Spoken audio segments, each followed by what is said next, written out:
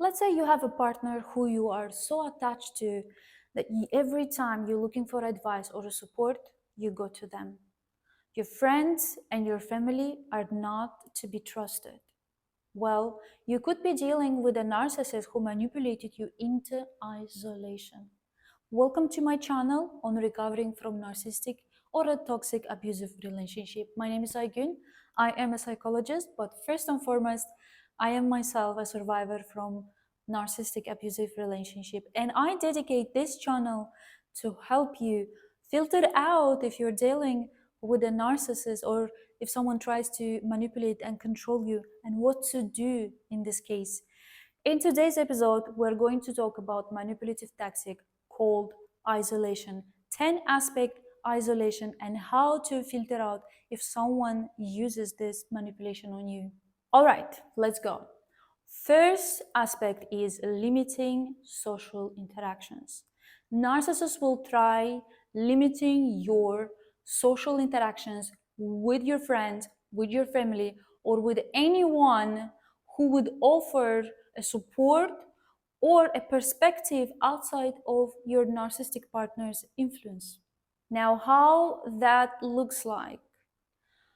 If you are coming from a family who are not very healthy, maybe your dad or your mom or your siblings in some way are toxic, narcissists will use that to isolate you. Or let's say you have friends. Narcissists even then will say things like, oh, this friend is jealous of you. They are no good. Or that friend is so toxic. They have bad influence on you. They will find ways to make you believe that your friends, your family, even if your family is healthy and you have a good connection with them, narcissists will make you believe that your family and your friends no good for you, especially if someone will come and actually tell you, listen, I think you are in a toxic relationship, you have changed, I think your partner doesn't have a good influence on you, maybe it's better to rethink this relationship. That person immediately turns to someone evil. And trust me, narcissist finds way to make you believe. They are so good at making you believe that this person is bad and that person is jealous and that person is something. You will believe that your friends and your family are no good for you. Second aspect is creating dependency. By isolating you, narcissists aim to make you dependent on them for emotional support, for validation, by that enhancing their control over you. You see, first they isolate you from your family, from your friends, which is your primary support normally should come from. Now you don't have that support anymore. Where you will look for it? You are isolated from your friends and your family. Of course, you will look for it in your partner, in your narcissistic partner. And that's the goal for them, to make sure they can control you and they can control the dynamics of the relationship that you have with them. All right, one of my favorite, third aspect, undermining confidence. Isolation can be used to undermine your self-worth and your confidence, making you susceptible on the narcissist's manipulation and gaslighting. So imagine this.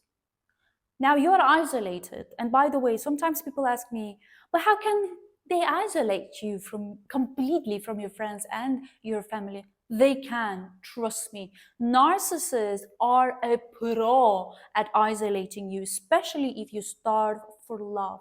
I'll explain it. Now imagine this, that you are isolated somehow from your friends and your family. You are not connected much. See, what narcissists do is they occupy your time. If they are physically around you, you go out, cinema, restaurants, and maybe just chilling at home. Narcissists demand your full attention and your full energy. If you dare to somehow to speak to your friend or your family, they will maybe not straightforward, but make you feel guilty for it. And then once you feel guilty that you for some time, just decided to spend time with your friend and your family, you will want to make up for them and spend more time with them. They occupy your time physically, and when they are not around physically, they will keep on messaging you. They will keep on calling you. They will keep on connecting with you on the social media, video calls. They will use all the connection ways to occupy your time and your energy. And trust me, again, if you start for love, this might feel like, oh, this person loves me so much that they want to spend all their time with me. No, my dear, this person is trying to isolate you so they can use easily and practice on you gaslighting and manipulation. It's easier to use this manipulative tactics if you are isolated. Fifth aspect is gaslighting. Isolation gives narcissists more opportunities to gaslight you by distorting your reality, making you doubt your own perception and your own judgment. Sixth aspect is distorting reality. By isolating you, narcissists can create a distorted reality in which your only source of information is the narcissist, reinforcing their manipulation on you. How can you possibly judge yourself logically when you are isolated and the only reality that presented to you is your partner's, your narcissist reality? How can you judge yourself if what you feel is okay or not okay? How can you realize that what is happening to you is actually abuse if you are isolated? It's not possible. Your reality will be distorted. Seventh aspect is control over information. Narcissists will isolate you so they can control the flow of information and make sure that the only source of information that you receive aligns with narcissist narrative and agenda. You know, sometimes this is hard to believe, but I promise you, with my ex-husband, with my ex-boyfriend, because they are so intelligent, they read a lot, they watch different YouTube videos and stuff. They always know what kind of information to deliver to you to make you believe that what they are saying is true. But it's not. Nine aspect is a tricky one. Fostering dependence. By isolating you, narcissists can foster a sense of dependence by making you believe that you will not survive or function without narcissist guidance or advice. I love giving this example. I am not sure if you're familiar with a musician called R. Kelly. There is a whole episode, I think, on Netflix about him and how he abused the girls. The famous song, I Believe I Can Fly. The definition of narcissism is in this man. The things that he's done to those poor girls, to his victims, are just too much. But get this. Now, R. Kelly at some point got jailed. He were found guilty for everything he have done.